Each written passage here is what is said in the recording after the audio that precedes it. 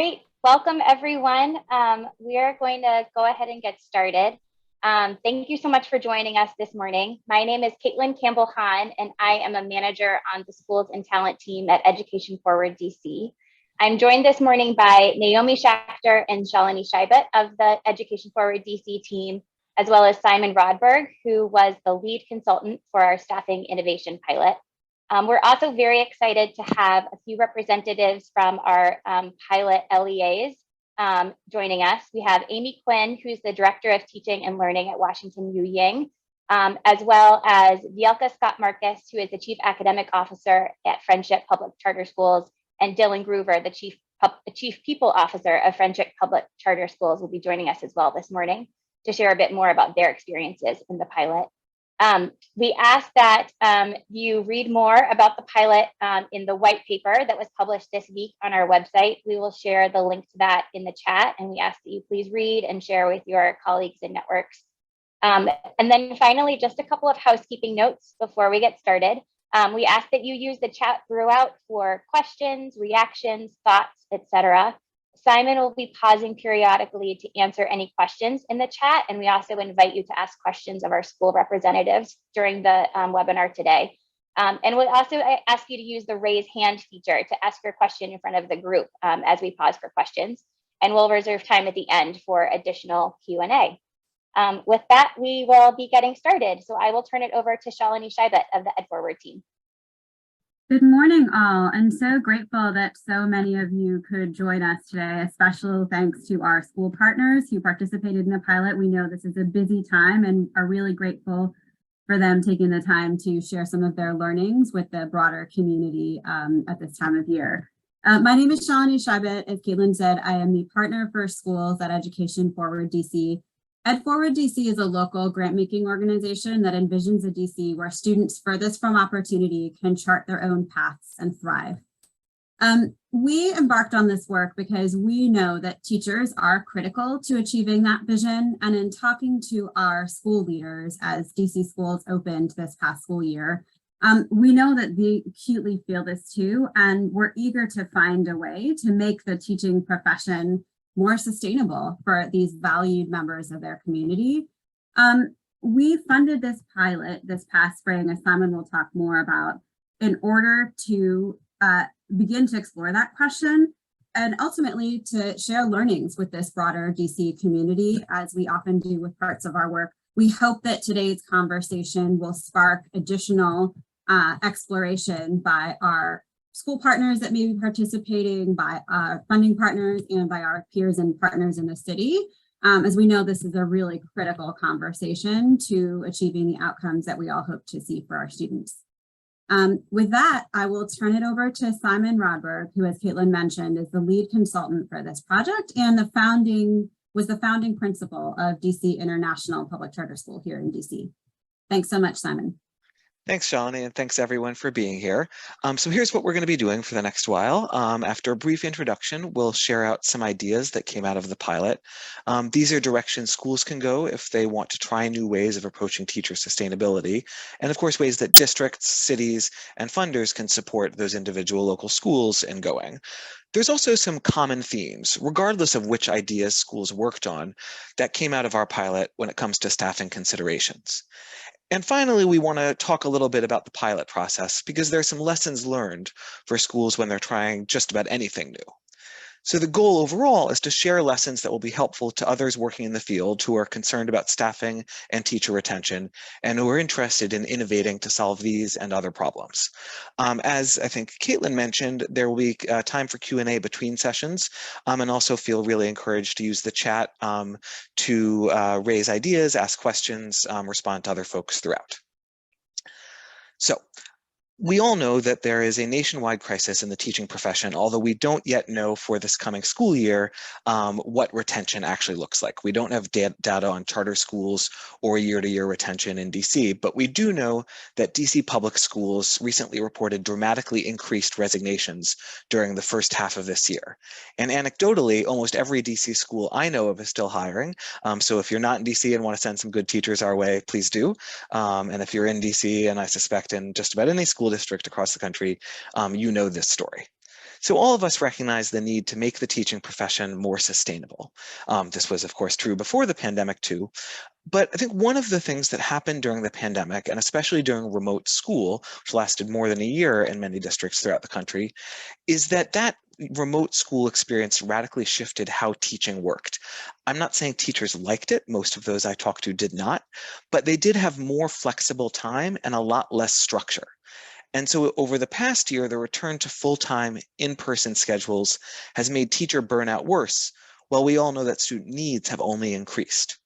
So how can we make it make it possible to structure this difficult teaching role in a different way than we have in the past? So Ed Forward this spring, in response to requests from school leaders in its portfolio, funded pilot projects at 7 schools and networks that wanted to try something new. These schools, which are listed on your screen, received 50 hours of consultant support, together with periodic cohort meetings where they shared their findings, insights, and plans. The only requirement was this spring to pilot something innovative, some new approach to staffing in light of the crisis in teacher retention. Some schools are also continuing their pilot process this fall. No additional funding was associated with the pilot. The project was within the current bounds of school staffing costs. So it wasn't like schools got more money to hire more people, pay people for longer days, et cetera. So there were real limitations on it, but we did get schools and networks to sign up. And I'd like to ask a couple of the school leaders who are here today, if they're willing, to share why their schools signed up, what they thought they would get, why they thought this was worth spending their time on. I'd like to start with Amy Quinn from Washington New Yang Public Charter School. Hi, everybody. We had the exact problem that Simon just mentioned, that our staff was giving voice and feedback that the flexibility that they had experienced during the year of online teaching wasn't continuing in the year of back in person, and that they really they needed a little bit more flexibility in their schedules in order for their personal well-being. And so when we heard about the pilot, we were really excited to kind of be pushed into thinking a little bit more about how we could look at our schedules and be a little bit more innovative about the way that we thought about teachers in an elementary school, teachers arriving on time and teachers leaving at the expected time, and how could we allow for some more flexibility in the way we approached that time at work. Awesome. And thanks, Amy. And we'll get into specifically how you did that in a couple minutes. Dylan and Vielka from Friendship Public Charter Schools, which is a large charter network here in DC. Could one of you talk about why your schools signed up for it? Sure. This is Vielka, and Simon, I apologize for being off camera, but I am actually mobile at the time. Until I get stable, I will turn my camera back on. But just wanted to share that one of the reasons that we participated was really to take a much closer look at not just the flexibility aspect, but the meaningfulness of the time that had been allocated for the process of planning. Like, what was really transpiring during those times, and were times equitable across grade levels and different teaching roles within the organization, and also across our campuses serving the same grade levels of students. And so those were sort of two of the highlighted components that really stood out for us as an organization. Awesome. Thank you, Vielka, and thank you, Amy. So let's get into a little bit of what actually was done, what these schools actually tried. They tried several things. Flexible time, we've talked about a little bit, and we'll go into more detail. Changes to student supervision, and improved collaboration, and as Vielka said, planning time. None of the schools radically restructured their staffing or scheduling models. They found that the several-month time frame, just the spring to work on it, and the other interconnected structures of school didn't allow for such big changes. But there are lessons to be learned from what they did try. So flexible time for teachers is an obvious solution. Teaching is an incredibly inflexible profession, and with the rise of work from home across our society, folks are asking, as we've heard, for more flexibility. And there are some schools around the country trying radical solutions, such as 4-day school weeks for teachers and students, particularly in more rural districts. And there is one school in Madison, Wisconsin, that's beginning this year a 4-day week for teachers and a 5-day week for students. But the schools in our time found that freeing up more time for teachers is difficult, but it is possible in small amounts. So one example, Washington Leadership Academy already offers higher than standard planning time. And they asked teachers whether they wanted significant schedule changes in how the days worked. And the teachers actually said no. They didn't want to tinker with the schedule of the school day, but they did want larger chunks of more flexible time. And so for this year, they're adding more half days for students, which allow for long, really digging into departmental meetings, and also more full-day professional development days across the school year, rather than changing the daily schedule. I'm going to ask Amy what Washington U Ying thought about and piloted this spring when it came to flexible time for teachers.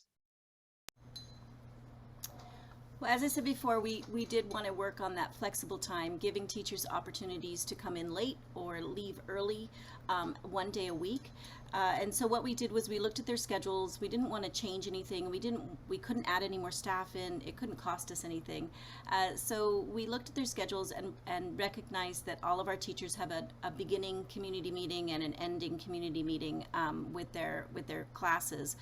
In our school, it is unique in that our teachers have 2 classrooms that they flip in a teacher pair because we're a Chinese immersion school. And so the opposite pair once a week took on both classes, kids that they already work with, and did a full team community meeting in order to allow for their teaching partner to either come in later or leave earlier during the day. It really, at first, we weren't so sure if it would work, but it really worked well. And the teachers were thrilled with the opportunity to be able to schedule, that they would know once a week that they would have that time, as well as it created more community amongst the grade level pairs by having them have the opportunity to have community meetings and community circles together.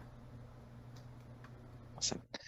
Thank you, Amy. I will speak on Amy's behalf that folks have questions about that. We'll get to a Q&A in a couple of minutes, and folks should certainly feel free to raise those questions or speak to any reactions you have in the chat.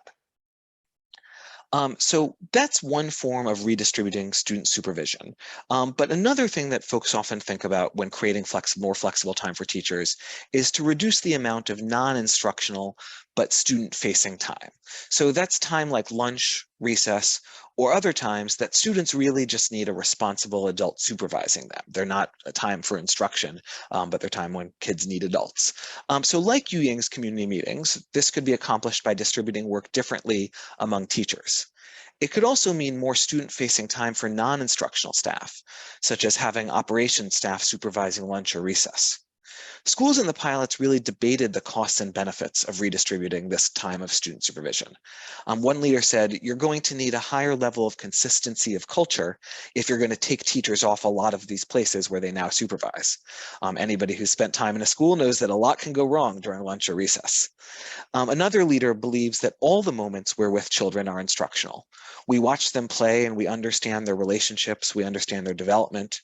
And so there are real downsides to teachers not being able to observe children during these times. As well, late arrivals and early departures are golden for teachers, as Amy said, but arrival and dismissal are often all hands on deck moments for schools where the complexity of so many people moving at once really means that it's hard to spare any adult bodies. So this is one area that we'd encourage schools and districts to think hard about. Try to find a way to use this time to benefit teachers, but also recognize the trade-offs that can occur. We also found that teachers didn't want only more flexible time. They wanted more intentional and productive collaborative time. Better systems for this time can support and retain teachers, as well as coaches and teacher leaders, while improving results for students. One thing schools in our pilot did was try to plan realistically for this time.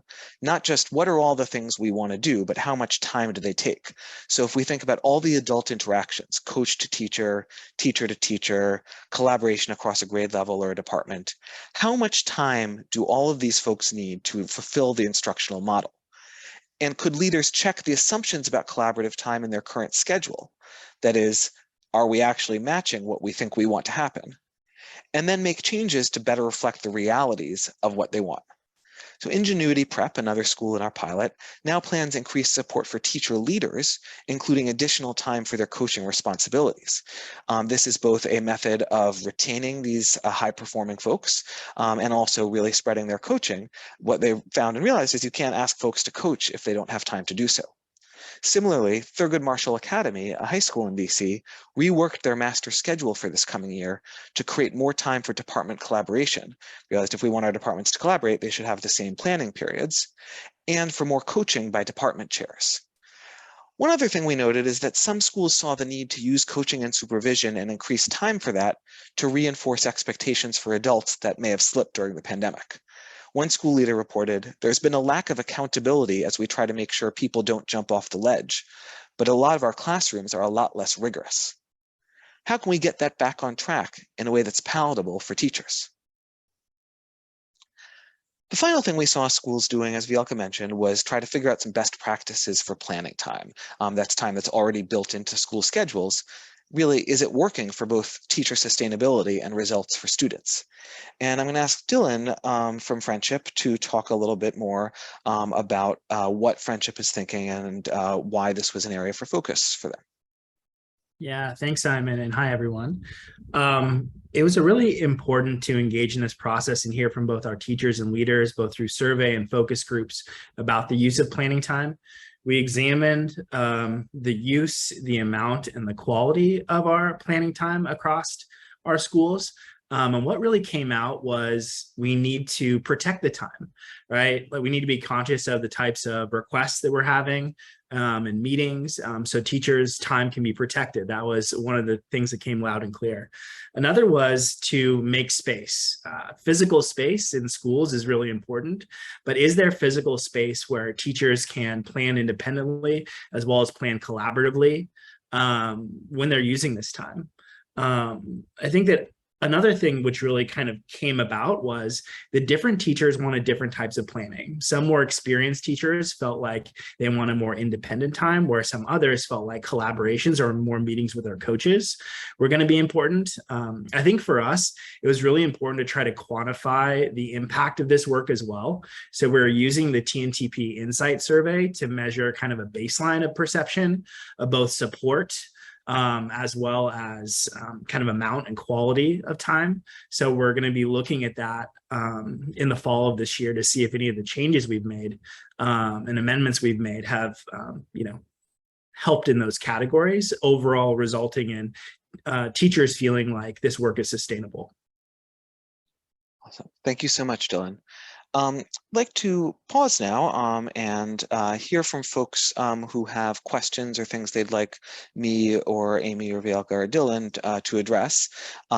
Please use the hand raise icon and we will use the webinar features to bring you up to panelist. Or Naomi, is there anything that's already come up in the chat that I haven't seen? Nothing in the chat yet, but folks should feel free to start.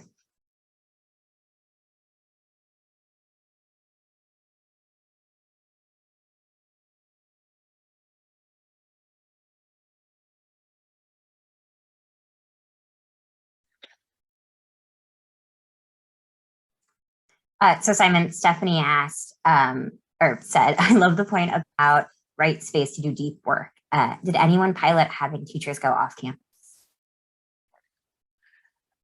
Certainly what part of the flexible time point is allowing folks to go off campus and do some of their work from off campus. That could include planning work, but I think a lot of schools were thinking, if you need to, drop off dry cleaning or just, pick up a kid early, whatever it might be, that time is yours. We all know that teachers already do some planning off campus. I think a challenge is especially for folks who have planning periods in the middle of the day, there's not time to get on and off campus, and folks in other areas of the country may not have the space challenges that we have in DC.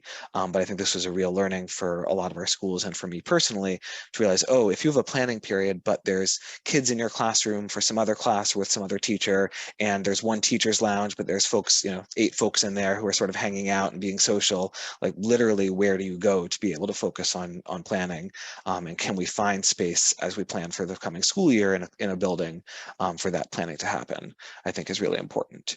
Do any of the school leaders on the panel want to speak to that? Sure. This is Bielka, and we as an LEA, we have an early release day. Our early release day last year was on Wednesdays. This year it will be on Fridays. And that is a day where our students are released midday, and our teachers have about 3 hours of planning time that remain in the tour of duty for the day.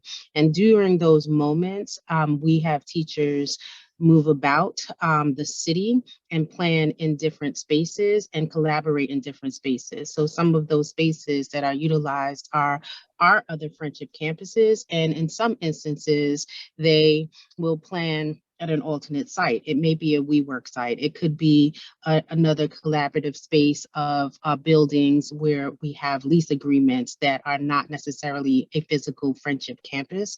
So we have seen that it sparks a different level of planning because teachers are allowed to be in a different space together, and in some cases individually. We have looked at what that schedule will look like throughout the upcoming school year and have recognized that we are needing to front load a bit more information with some intentionality that we are currently doing right now in our pre-professional learning cohorts for the first 2 weeks prior to our students' return. So it will look a little bit different last year from some of the study's results that we participated in this year.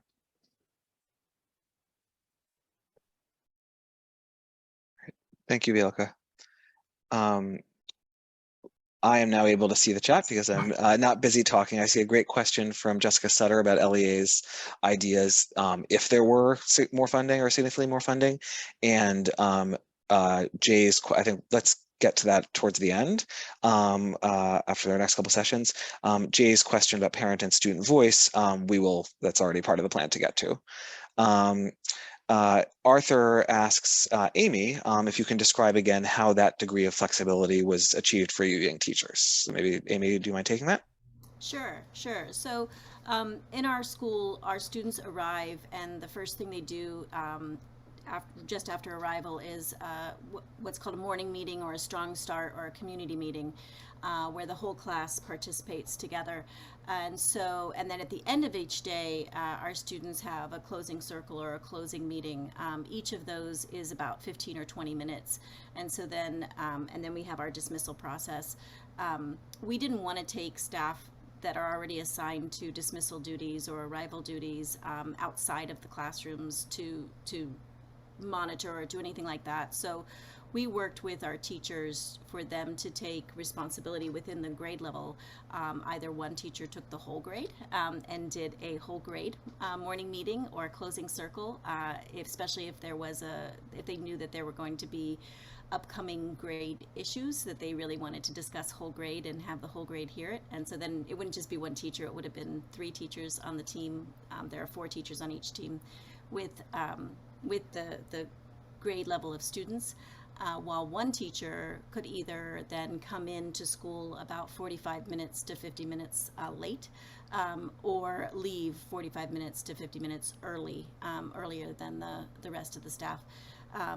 And that seems like not that much time, but by giving them that flexibility. The other thing was we also did schedule it, so we knew when said teacher was going to be coming in late or leaving early each week, and it was the same day each week, just for a little bit of structure to it. But teachers used it for all sorts of things. Some teachers just wanted to be able to have an extra cup of coffee at their computer and plan at home for 30 more minutes. Others wanted to drop off their child and spend a little bit more time at their childcare or at their child's school. dropping them off. Others wanted to do the dry cleaning and those kinds of things, or stop at the store. All of the little, it was for personal well-being, so we said it's your choice what you do with that time. And we also wanted to make sure that it was valid instructional time for our students, so that it wouldn't take away from the program that we already have. And I see, thank you, Amy. I see one final question in the chat from Kelly about whether there are schools in DC that have done more significant changes to their staffing model. I am always curious to find out things I don't know, and both locally and nationally. I think the only other school that I know of that's not in the pilot that's trying something dramatic, and it's quite dramatic, is that Paul Public Charter School, which is a local middle and high school, has asked the charter board for permission to go fully virtual 1 day a week, to have students and teachers both work from home. And I don't know what the charter board, I think the charter board is scheduled to respond to that soon, but I don't know what the current status is. Dylan, did you want to say something else? Yeah, I think just this answers both Jessica and Kelly's question, but in terms of friendship, we were able to use some of our ESSER funds from the Department of Education to add additional staff to our schools. We know that that funding is sunsetting over a 3-year period. So we need a plan, right? When you give our principals and our leaders additional staff, like we have 3 additional acceleration teachers that focus on small group and ELA and math, 3 different assistant teachers. We were able to hire building substitutes, and those people have relationships with our students. They're far better in terms of utilizing those staff members to step into classrooms and give teachers that space to have planning time, or that space to meet with their coach, that space not to cover lunch duty.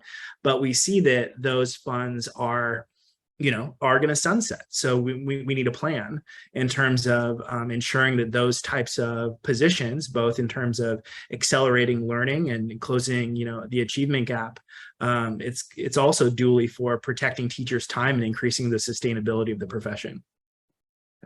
Absolutely. Thank you, Dylan.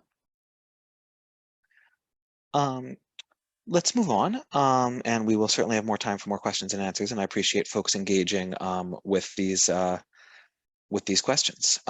So in addition to the specific ideas from the pilots, we noted that many of the schools faced common challenges, and that there were several important themes across the strategies that the schools tried, including equity, staff wellness, and differentiation across staff members. So the first one is to attend to equity across demographics and roles.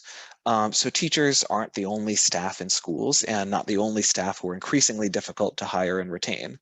As well, DC schools are appropriately striving to hire adults who reflect their student populations, and to retain and treat them equitably. So new approaches to sustainability require attention to equity. For instance, when talking about flexibility and being out of the building, how much out of building time, office space, and flexibility do different teachers and teachers versus non-instructional staff get? So we saw some tension at a school where many of the office staff are working from home some days a week, and some of the teachers are like, well, these folks get to work from home. On the other hand, the reasons they're getting to have to do with COVID distancing and really limited office space, but schools are having to manage that kind of tension. As well, are there racial and other demographic differences in who gets what? During the several months in DC when many schools had some students in the building who were especially high needs, but at least some of that in-person supervision was being done by classroom aides or other lower paid folks, while many teachers were still working from home. There was a racial difference in who had to be in the building and who, quote, got to work from home. So these considerations are especially important to think about in the future as we're moving towards more possibilities to work from home, more flexibility, more hybrid schedules. Schools in our pilot struggled with trying to be equitable about this flexible time and help their communities recognize that equal isn't always fair, and fair doesn't always mean everybody gets the same thing. One leader put this as, equity is making sure that one group doesn't bear the burden. It's not by making everyone suffer. It's done by listening to what is a problem for people and helping solve that problem. Another theme that came up pretty consistently is staff wellness.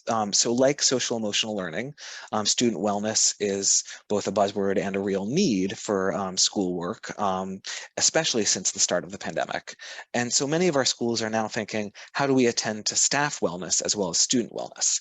One leader reported, people say this is about the kids, but actually it's about the adults, because if you don't have anyone to take care of the kids, if the adults aren't there.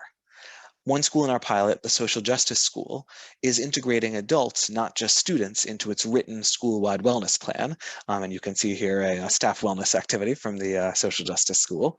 Other schools that are trying to create more flexible time for staff are explicit about promoting staff wellness and combating burnout culture. One leader put it succinctly, if teachers aren't well, the schools aren't well.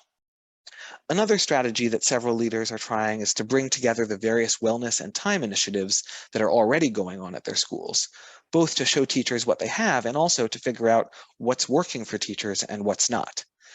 This is a slide from Yu Ying, and it's Amy's slide, so I'm going to ask Amy to explain it and what it does. Yeah, so we needed to see when we started the pilot, we needed to really step back a little bit and see. We'd heard our teachers' voices about wanting more flexibility, but we also needed to kind of chart out and see what flexibility we already had within our existing schedules and policies. And so we thought it was really important to first put out all the different ways that we already built in time for planning, for teacher flexibility, personal well-being, staff well-being, and student well-being. And we have 5 cultural values, which you can see on the side, and we also wanted to try to help our teachers to see the link to the cultural values and how we were fulfilling those through this existing, what we already did. From that, we were then able to look to see what did we want to add on, because we didn't want to try to pilot something that we already were doing or improve something that we were already doing. We wanted to try to see how could we add on more for our staff. And you know, we when we first built the chart and started really looking at the things that we already do, we found that it was actually really comprehensive, and it helped our staff to see the wide varieties of ways that we'd already been innovative and piloted differences for them, which I think really helped then with the idea of coming up with another way to be more flexible in their schedules.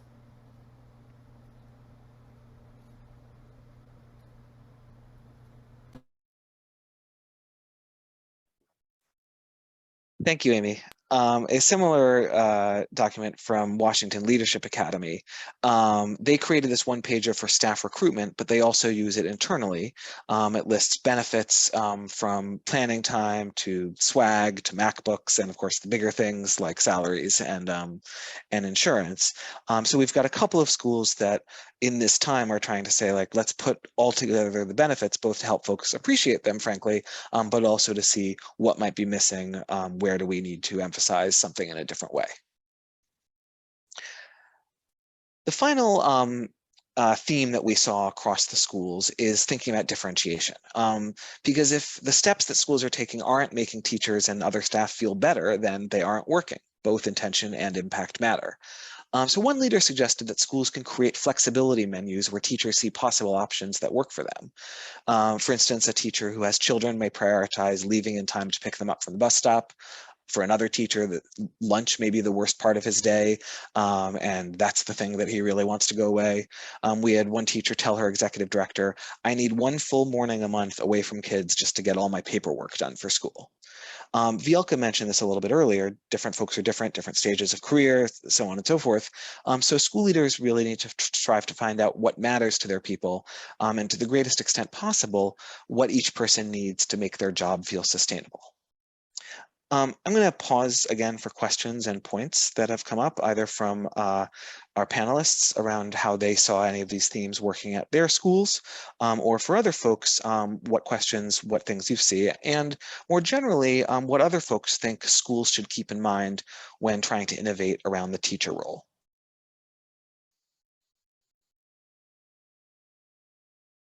Yeah, please use, Naomi, thanks. We have a long question from Rena. So I wanted to see, Rena, if you'd be willing to come off mute and share with us. I'll give a couple of seconds for you to find some buttons, and if not, then I'll read it out.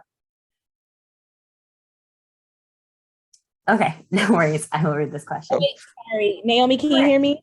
Yep. I apologize. I just saw the pop-up.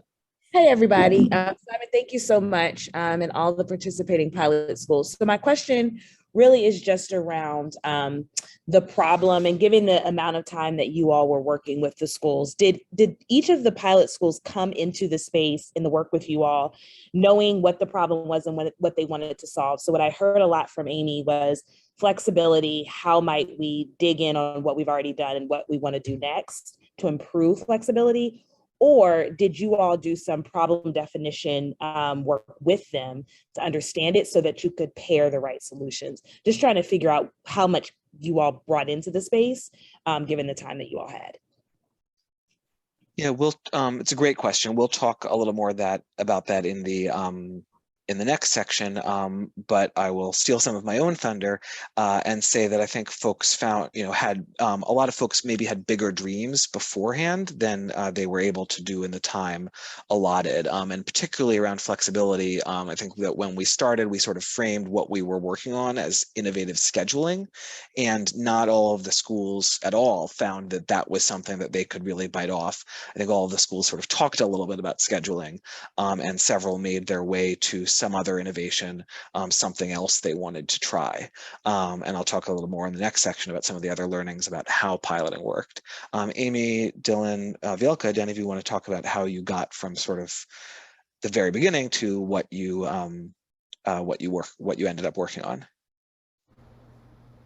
I'll jump in and just throw out that we really didn't know what we would want to innovate on when we started, and having a consultant work with us to do that dig in and make that decision about what would be our innovation was really helpful.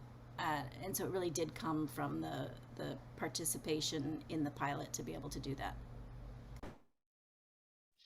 Yes, I think I would concur with a lot of what Amy just described. For us, when we started, we were in a different sort of mindset, and I think Simon can attest to this. When we had our initial meeting, like, I was thinking more about master scheduling and how master scheduling could potentially impact the innovation positively or negatively with respect to what we were going to be discussing. And it was great to kind of navigate away from that and really look at the human element of planning, right? And what was actually transpiring, because we do have a lot of time if we just were accounting for time in adding time up in a given day or across a week or a month.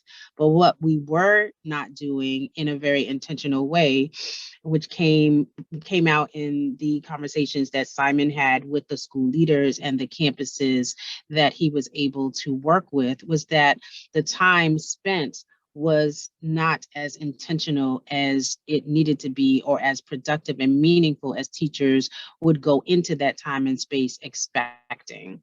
So I think that, we didn't have sort of the problem of practice identified initially, but it was illuminated as we continued to kind of converse with each other about what we really needed to tackle. So I hope that sort of answers the question, Rena. Awesome. Thanks so much, Vielka. Maybe let's move on in part to go back to Rena's to more of Rena's question around the process into the section talking about process. The last thing that we're going to talk about today before we open for some more broad discussion is around the pilot process. And we think we learned some important things about how to innovate in schools more broadly, especially in 2022 with all of the uniqueness and challenges that schools and districts have today. So the first one may seem obvious, but if we're focusing on the teacher role, schools need to include teacher voice in innovation. You've already heard some of this from our panelists, that the most successful pilots included teachers at the table, not just at the beginning or the end of the process, but iteratively throughout, responding to ideas, coming forward, moving things along, seeing again what the teachers thought. As one leader said, there can be a disconnect between leaders' concept of what's best for teachers and teachers' concept of what's best for them. So getting the data on what people need and want is so important. And that iteration can be crucial because at the beginning of the process, it can be challenging even for teachers to both name the root causes of burnout and also to have the wherewithal to think about what might be solutions. So as you heard, teacher voice throughout the pilot led some schools to shift their approaches along the way. And participating in the pilots also helped build staff confidence that leaders cared about their well-being through that kind of response and back and forth between teachers and leaders. By helping leaders make sure they were solving for the right things. What is it that teachers actually want? How do you match solutions to the actual problems? And as we've talked about, how do you differentiate for the fact that different adults want and need different things? Coming back to Jay's question about students and families, the second point was that students, especially in secondary schools, can be included too. So Thurgood Marshall Academy opened up classrooms for me as their consultant to come talk to students and ask them what works about your schedule, what doesn't work about your schedule, what would you like to see differently about your schedule, and that's helping inform their master scheduling for the upcoming year. Washington Leadership Academy similarly created student focus groups to discuss teaching at the school. What do they think is working about teaching? What kinds of pedagogical moves do they want teachers to make? What differences do they want teachers to have? And that's going to help shape their future coaching support for faculty. Jay also asked about families, though, and several leaders have raised that family engagements efforts seem lower this year, frankly, because everyone's exhausted. Schools can run without engaging families very much. Doesn't mean they should, it does mean it's good practice, but if everyone's exhausted and overwhelmed, that is one thing that slides. So in future innovation processes, can schools create a through line to parents and include family voice more? Because issues like teacher sustainability are obviously important to families and are really resonating with them. Within the schools, the pilot process itself had some mixed results. And where it worked best, the idea that we're doing a pilot made innovation easier to accept. After all, it's just a pilot, doesn't need to be a permanent change. One leader said, it's okay if it fails, and it's easier to get buy-in from skeptical staff members since we're just testing and collecting feedback. And shared buy-in within leadership teams also led to success. School executive directors were the ones who opted into the pilot, but as you see from the three leaders who were on our team, none of whom were the executive director or CEO, they often then handed off the project to another leader in the school or network. So schools were most successful when the executive directors could carve out some time to remain involved, and also where there was strong alignment across the different leadership team members, because innovation can fail when the leadership itself isn't on the same page.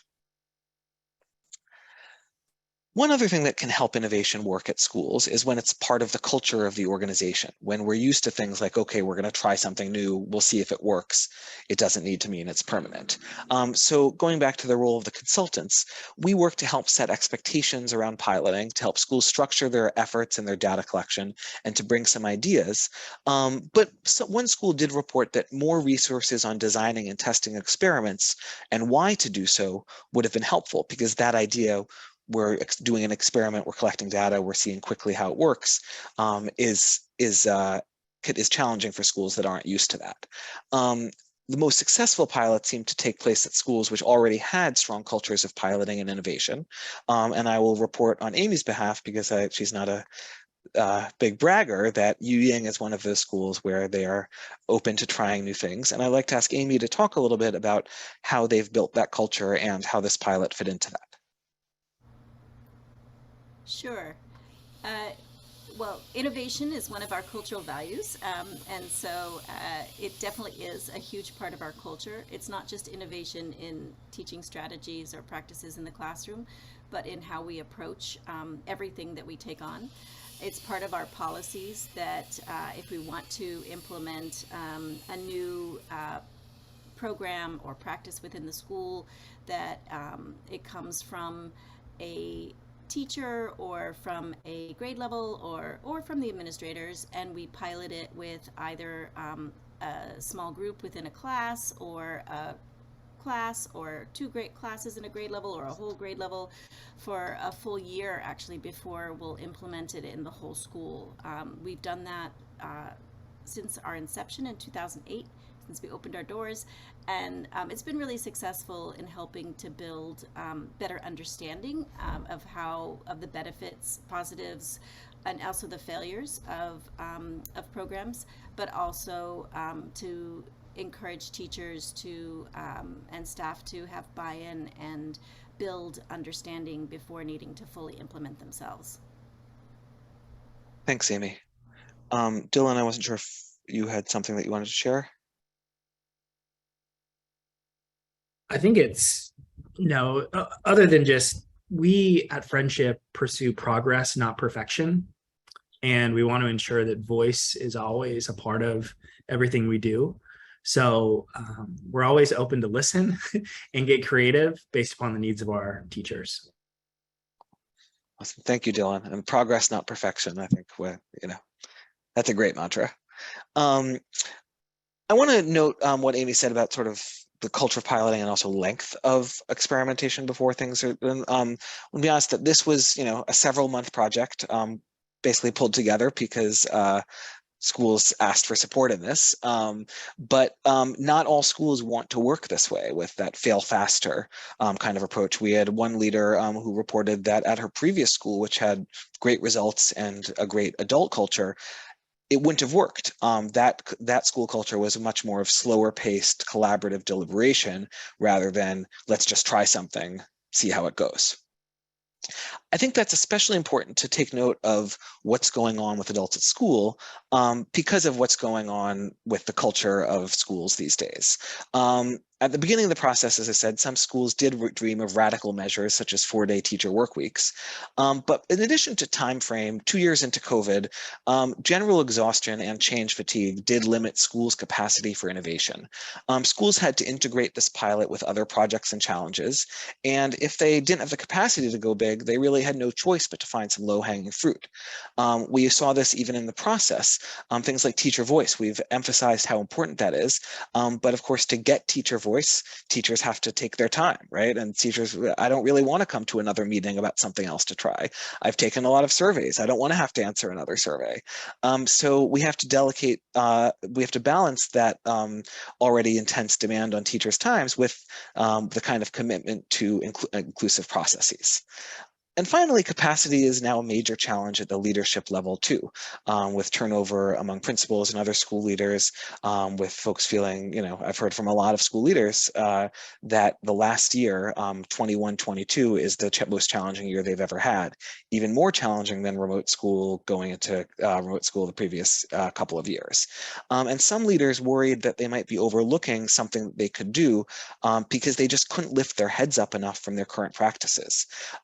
Several said that a menu of options for how schools might reimagine their schedules would be helpful. And we are trying today to, and in the white paper that we published, to provide some menu of options for flexibility.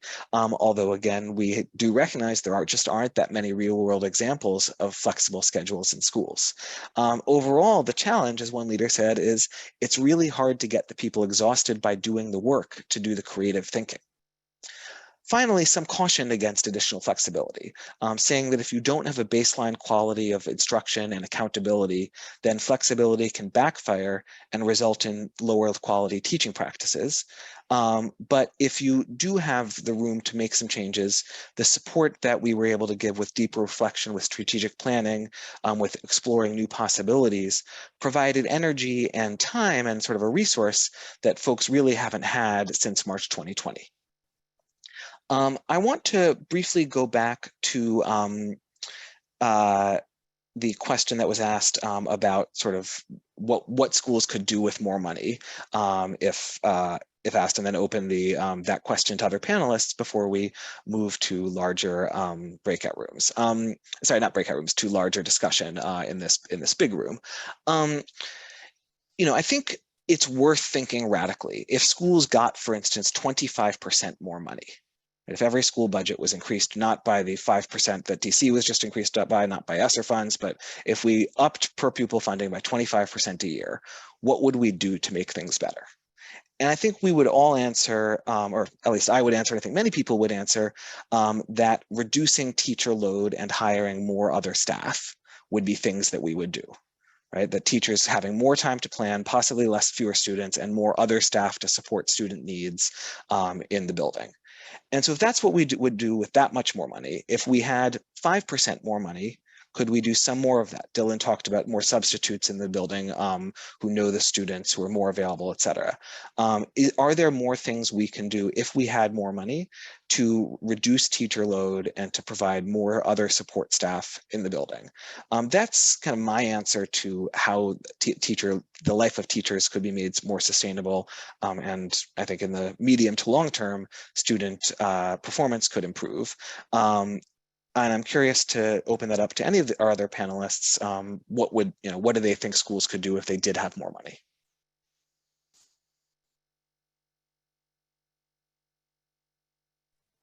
Simon, really quickly, I had dropped into the chat, probably directly to Jessica a little bit earlier, but I do think that if we really see the city as our campus or an extension of all of our physical campuses, that potentially partnering with open workspaces like a WeWork or other facilities where we typically there's some financial cost or fiscal cost to utilizing the space, could partner with them as open planning spaces for teachers to be able to utilize and pop in and drop in either as a collective or individually, could potentially be a good use of funding, because there are moments where teachers, just the physical space that they're in could spark a different level of productivity or a different level of ingenuity in a space, innovative thinking,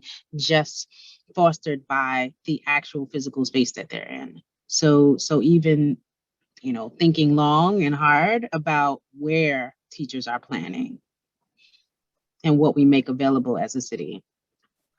Bielka, I love that idea, and I will note that there are some folks involved in politics, both here in DC and around the country, and funders who may have connections. Given how empty many office spaces still are these days, it's possible that even without paying for it, there might be organizations, companies willing as a pilot, speaking of piloting, to let teachers have access to some of those spaces and see how helpful it is.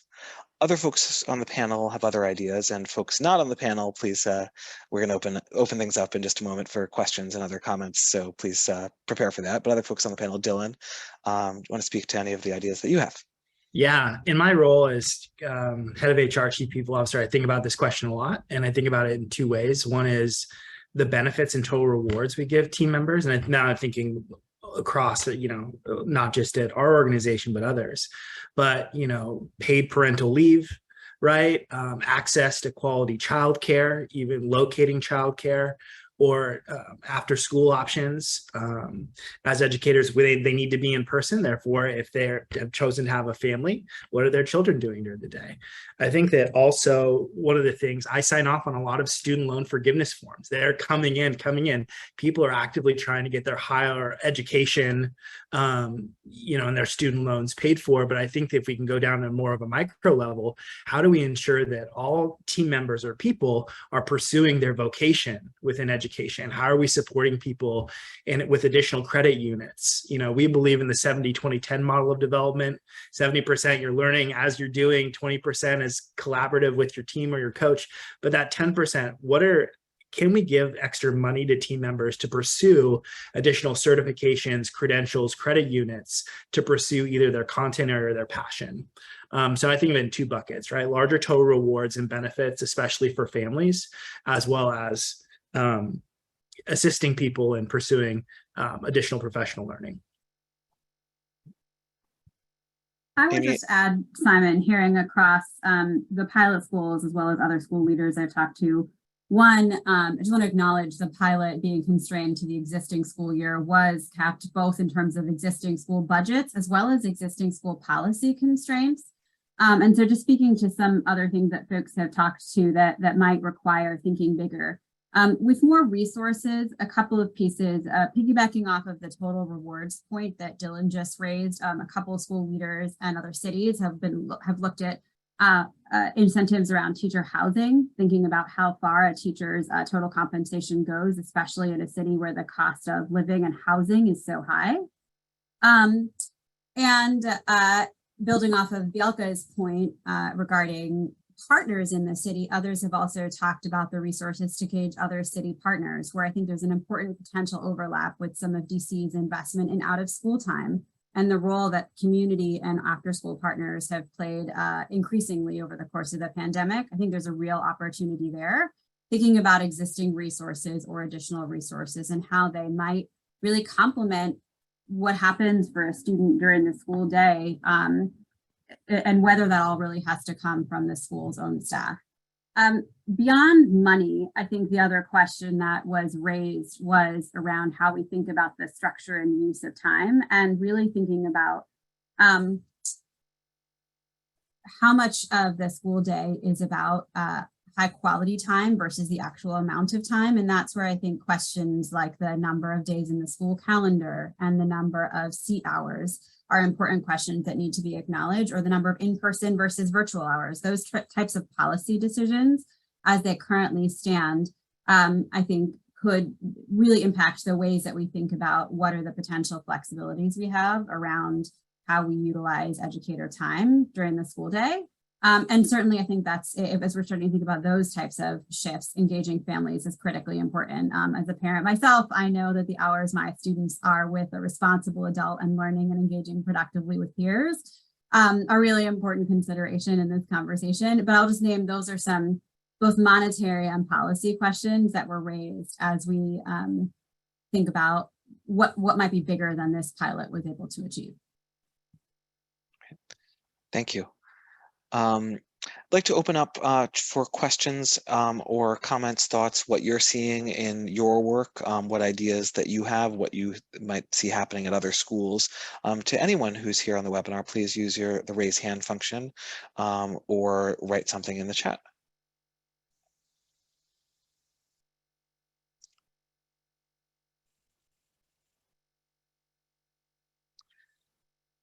And while folks are doing that, I want to echo one of the points about out of school time. The school that I mentioned in Madison, Wisconsin, that is trying to do a 4-day week for teachers and a 5-day week for students. What they are doing with that 5th day is partly community partners running activities that are not part of the regular curriculum, but are, as Shalini said, sort of something productive for students to be doing and learning and engaging positively with responsible supervision. I think with older students, they are also trying online classes to be done on that day. And I think, as I said, as we've emphasized, like those weren't things that schools could bite off in a 3 to 5 month time frame, but may need to be part of a long-term answer if we want to fully address these staffing challenges.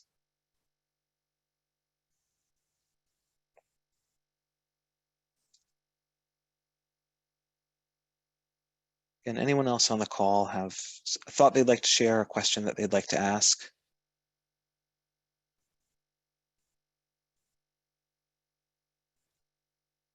I will then turn things over, I think, to Caitlin. Great. Thank you so much, Simon. I'd like to just thank everyone for coming this morning, and thank you in particular to Simon and the other consultants who supported the schools this spring, Dahlia Aguilar, Jean Chang, and Jessica Wodach.